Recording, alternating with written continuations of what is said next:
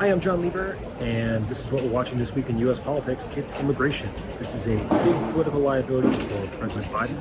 It shows up as one of the top 2 or 3 issues in most of the big polls. And Donald Trump has a big advantage over him right now, if you believe the polls. So what Biden did this week is announced an emergency order that would restrict the number of people who would come to the United States seeking asylum in cases where border crossings breach over 2,500 a day. This has been a pretty common occurrence with border crossings at that level for the last several years. Last year, there were over 3 million people who entered the country from abroad, both legally and illegally.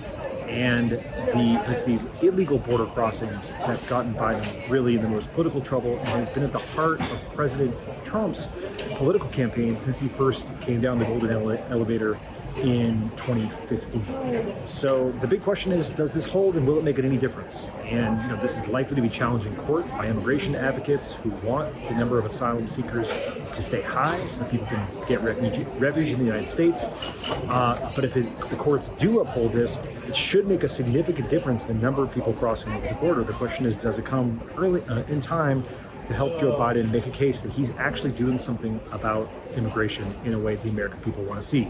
Interestingly, this action is very similar to a deal that the Democrats struck with Republicans in the Senate earlier in the year, which was, of course, struck down when President Trump said he didn't really want to do anything to help Biden's re-election campaign. So immigration is going to be an ongoing theme of this campaign. Biden took big action this week, and the numbers should help us see whether or not this makes any difference. Thanks for watching. Tune in next week.